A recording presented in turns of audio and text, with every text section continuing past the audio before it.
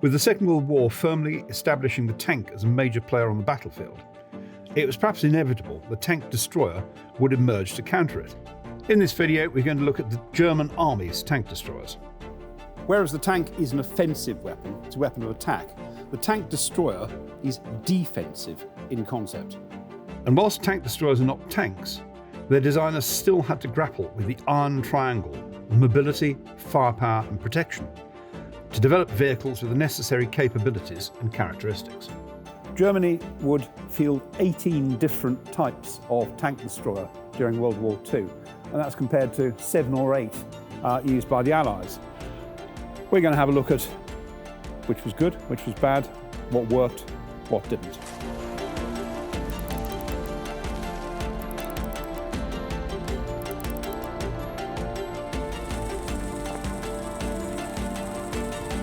The first German tank destroyers entered service in 1940. The Panzerjager I was built on a Panzer I Ausführung B chassis, mounting a 4.7 centimetre Pak-T, a Czech-designed anti-tank gun built by Skoda. It was initially designed to deal with the heavily armoured French Char B1 bis that German tanks were expected to struggle against. It was reasonably effective at the time. The 4.7 centimetre Pak could penetrate 69mm of armour up to 500 metres. It could even penetrate the armour of a British Matilda II up to 400 metres, and it would cause destructive spalling at longer ranges. But the vehicle itself had a high profile for its size, and this made it something of a target. Its thin armour with open rear and top provided very little protection for the crew, so just 202 were converted before better designs emerged. The Panzerjager I would set the pattern for German tank destroyers being based on the chassis of existing vehicles. Now, to start off with, this is because of the availability of captured tanks and also obsolete German designs. Later on, it's expedient to do this because of the limited capacity of German industry and German finance. When France fell, Germany found itself with a number of French military vehicles at its disposal, and it set about repurposing these for its own use. The Marder I began its life as the French Lorraine 37L, which was an armoured carrier designed to resupply French tank units. Fitted with a 75mm Pak-40, it became a potent tank destroyer. Despite being a makeshift solution, it added considerable firepower to German efforts on the Eastern Front from 1942, having been unprepared to meet the more heavily armoured T-34 and KV-1 tanks. Firing the Panzerjager 39, it could penetrate up to 80mm of 30-degree sloped armour at up to 1,000 metres. The Marder II and III would be broadly similar, based on two different but effectively obsolete light tanks in the German arsenal. The Marder II was based on a heavily modified Panzer II chassis, and the Marder III on the Czech-built Panzer 38T. Around 2,000 Marders of all types were built up to 1944. Now, the majority of those are mounting the Pak-40, but there were a few hundred equipped with the Soviet 76.2mm anti-tank gun. Quite a few of those have been captured in the early stages of the war. The Marder was very capable, but in terms of survivability, it suffered from similar problems to the Panzerjager I. It's got a high silhouette, so it's difficult to hide, thin armour, and the fighting compartment is open. This made them vulnerable to indirect artillery fire, small arms fire, grenades, so close combat operations for the Marder are very risky indeed. Now, the best way to avoid that is to ensure these vehicles don't get into close combat situations. This massive anti-tank gun was the solution. This is the 88mm Pak-43. Firing the Panzerjager 40-43 round, this gun could penetrate 193mm of 30-degree sloped armour at up to 1,000 metres. And that means it's capable of defeating any Allied tank of World War II at extreme range. The German Army's desire to mount an 88mm gun in a tank had increased considerably since they met heavily armoured enemy tanks like the Char B1 bis and the Matilda II in 1940. And of course, an 88mm gun had been used on the Tiger I. But this much more powerful version would be mounted on the King Tiger, and also the Nashorn, the Elephant, and the Jagdpanther, 3 much more substantial tank destroyers. The Nashorn was created by mounting the Pak 43 in a heavily modified composite Panzer III Panzer IV chassis. First in combat at the Battle of Kursk in 1943, it was suited to the open country of the Eastern Front, and its ability to be effective at distance negated the limitations of high-profile, light armour and its open fighting compartment, which blighted the Marders. Conversely, it was found to be much less effective in Italy, where opportunities for long-range engagement were limited by the landscape. Another way to overcome the vulnerabilities of tank destroyers was to massively increase the armour. The Elephant, then known as the Ferdinand, also enters combat for the first time at Kursk in 1943. Now, what this is an attempt to use the 100 or so Porsche VK4501 chassis, which had been rejected for the Tiger. And on top of that, you've got a gun in a massively armoured casemate. Whilst the Pak 43 again proved its value at long range, it performed less well when the tide turned against the Germans, and the vehicle found itself fighting rearguard actions, again being ill-equipped for close combat. Most significantly, the vehicle was simply too heavy, and this manifested itself in mechanical breakdowns, following which the vehicle would, in many cases, have to be abandoned. So the job was given to Daimler-Benz of mounting the Pak 43 on a Panther chassis. The result is what a lot of people regard as the best tank destroyer of the war. The SD KFZ 173, which is better known as the Jagdpanther. The glacis plate is 80mm thick, sloped at 55 degrees, giving 138mm of line-of-sight protection, which is very good where it matters. The 45mm of armour on the sides is frankly less so, but the need to limit weight was important, given some earlier observations.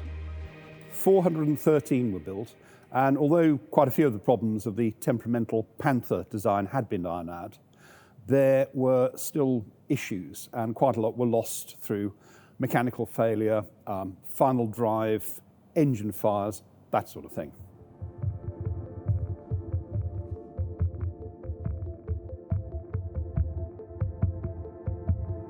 So this is the interior, the fighting compartment of the Jagdpanther. This is quite exciting for me because I've been around this museum for quite a few years, on and off, but I've never actually been inside this vehicle before. It is quite roomy, but slap bang in the middle, of course, there is the massive Pak 43 gun. And this gun itself, recoil cage, it splits the fighting compartment in two, right down the middle. Gun breech, the recoil cylinders, and then looking down, you have got the traverse gear. There's a limited traverse, so you can actually swing the gun round. Fighting compartment itself, you have got the gunner over on this side. He would have had a periscopic sight sticking out through the roof. Bit of a survival here. That's the Nahverteidigungswaffe. That is the smoke grenade launcher. You can provide yourself with a localized smoke screen with that.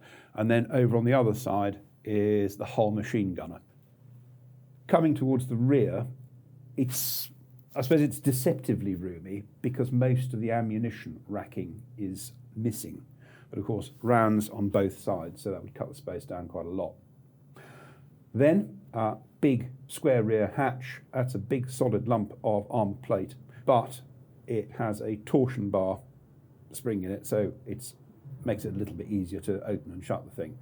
Next door to that is a small circular hatch, and that's for the disposal of spent brass. In the roof here, that is the ventilation fan.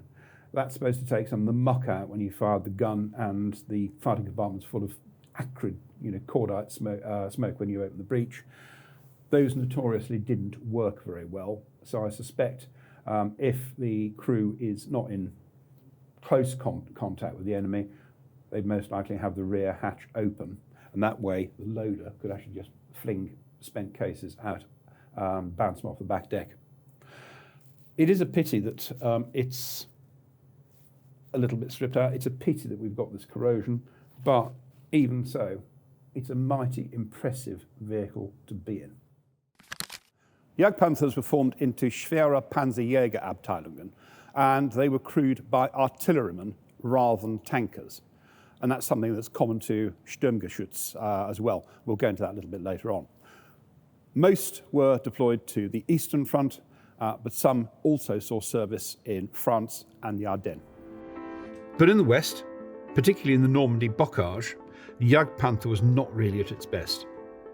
Despite having characteristics that would favour fighting on the defensive, the close nature of the countryside neutralised its ability to engage targets at long range. Bearing in mind Allied air and artillery dominance, crews were told to minimise radio traffic and also to scout ambush positions on foot before committing. In the right circumstances, the Jagdpanther could be extremely effective. In an engagement near Caumont on July the 30th, 1944, 3 Jagdpanthers from Schwere Panzerjager Abteilung 654 knocked out 11 Churchills from 3rd Tank Battalion Scots Guards in 5 minutes. But 2 of the 3 had broken down and were abandoned. On seeing a Jagdpanther, a Scots Guards officer wrote, "It was a stupendous equipment. A very long 88mm gun stuck out from a very heavily armoured sloping front plate. Long sloping sides extended for 3/4 of the length of the vehicle. The gun appeared to have about 20 degrees of traverse. On top were 2 exit hatches for the crew. All round was a length of wire in which camouflage could be hung, camouflage which would not interfere with the rotation of the turret, as in a tank." This video has been made possible by our supporters on Patreon, our YouTube members, and our super thanks donors. Please join them if you can, and support the Tank Museum. And thanks for watching.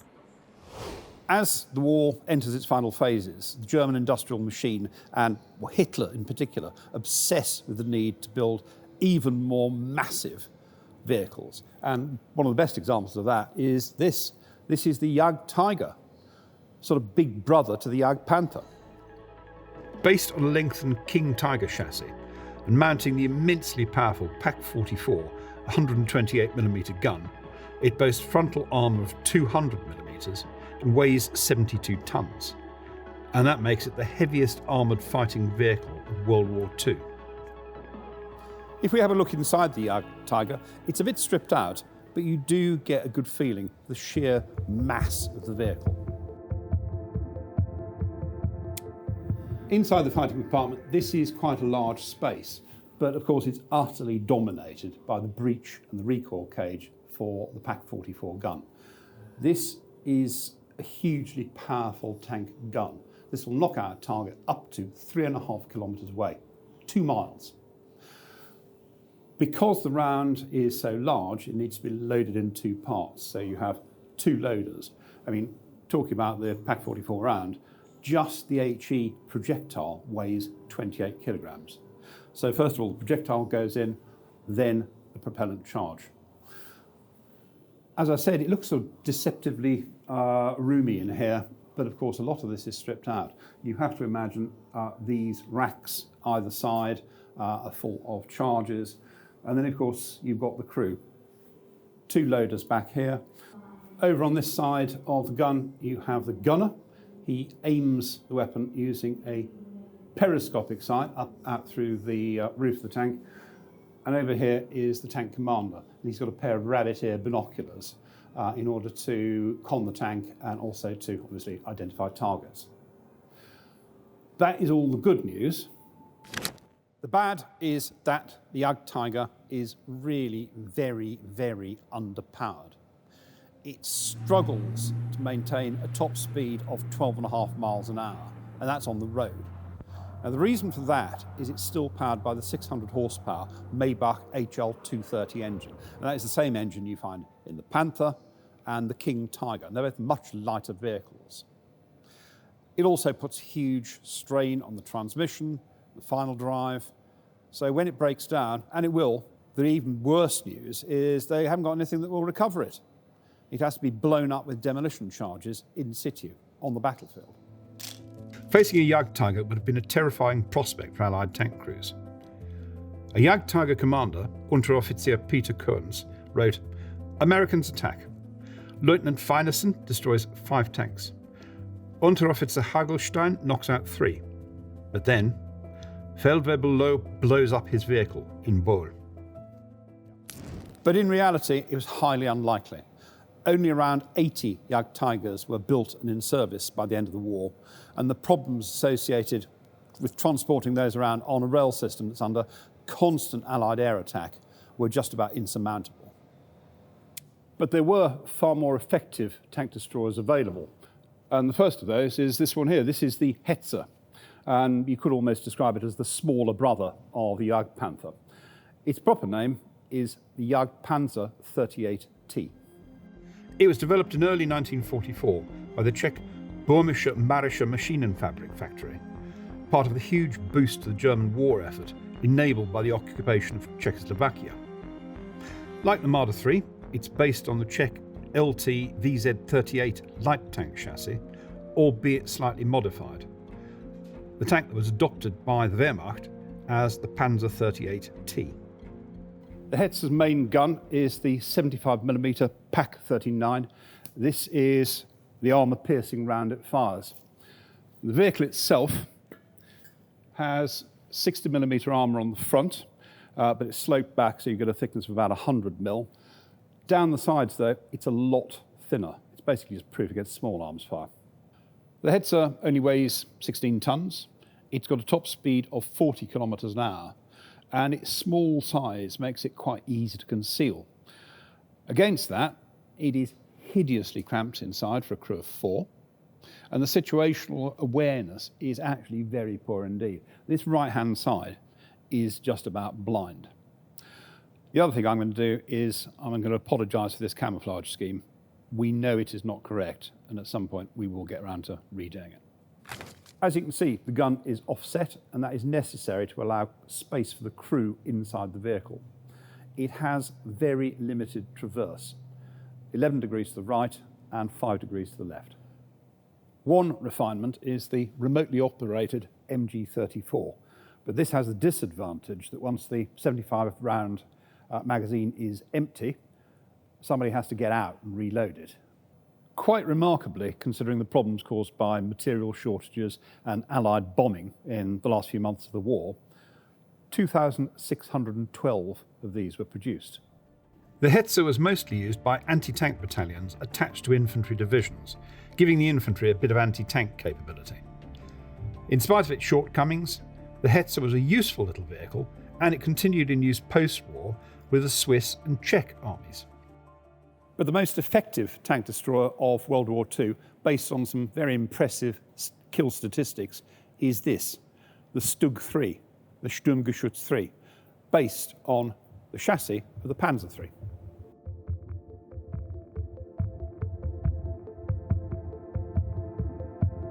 In a previous video, I was roundly upbraided for describing one of these, a Stug, as a tank destroyer.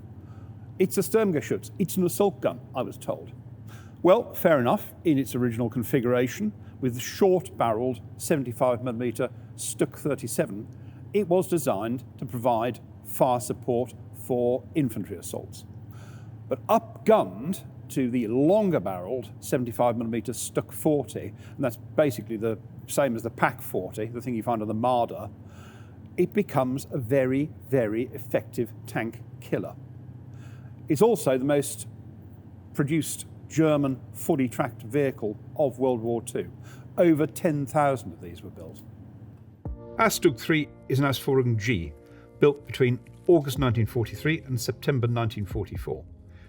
As you can see, it's in quite an original state. It's missing some of its tin work, but it retains a lot of its waffle Zimmerit. Zimmerit was an anti-magnetic paste made of barium sulfate, sawdust and PVA glue, and it was meant to stop magnetic mines being attached to vehicles. The waffle pattern was only used on Stug IIIs, and Zimmerit was only applied from September 43 to December 44, so it's a rare survivor. The Stug had an ideal ambush combination of low profile, good armour protection, up to 80mm, and an effective gun, the 75mm L48 Stug 40. The Stug 40, firing an APC-BC round, would penetrate 80mm of 30-degree sloped armour at 1,000 metres. It was very effective. Lieutenant Gert Albert of Sturmgeschützbrigade 276 wrote that, fighting on the Dnieper in 1943, our manoeuvrability, optics and accuracy were superior to the Russians. We were able to knock out every opponent we saw without suffering casualties ourselves. This is the fighting compartment of the Stug. In terms of condition, there's a fair bit of corrosion. It's been left out in the open before it came to this museum, but it's also still quite original in terms of its paintwork, its labelling. It's quite as it would have been. Crew positions, you have got the gunner here, commander, and I'm actually standing in the loader's position over on this side. In the centre, of course, is the 75mm gun with its recoil cage.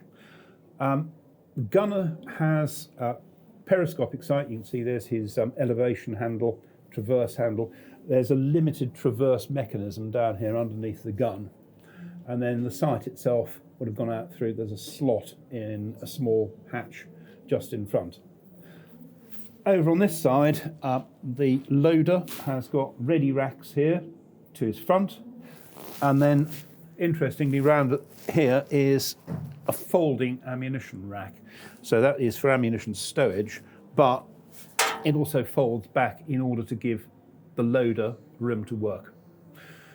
The commander has a circular hatch in the ceiling with what looks to me like a sort of fairly crude vision block cupola, so he can obviously con the vehicle, see what's going on. And of course, up on the top, the loader has got a two-part hatch, and immediately in front of that, there is the armoured guard, so the loader can also double as a machine gunner with an MG34. That's a bit of a hangover from when these things were being used as in their true role as Sturmgeschütz, as an assault gun. And down there to the left is the driver's position. Bearing in mind this is based on a Panzer III, it's actually very similar to the layout that he had in the turreted version of this vehicle. The Stug has sometimes been credited with as many as 30,000 tank kills during World War II, but that figure is really impossible to verify. Post-war, like the Hetzer, it continues in service, and it serves with the Syrian army in the Six-Day and Yom Kippur wars against Israel.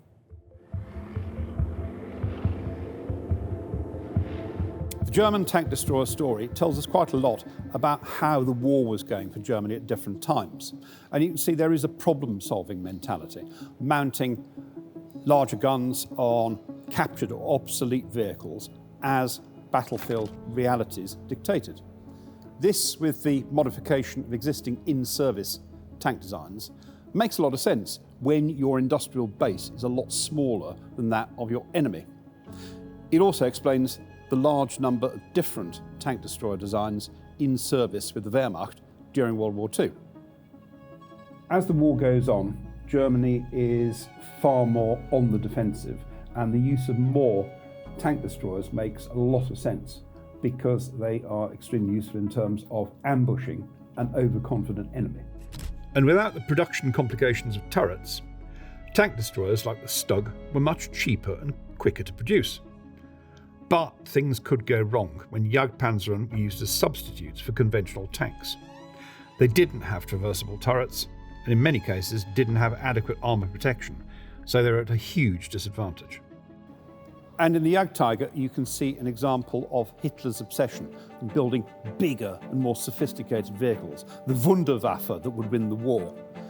The trouble is, this is a massive distraction for German industry at a time when they are effectively losing the war.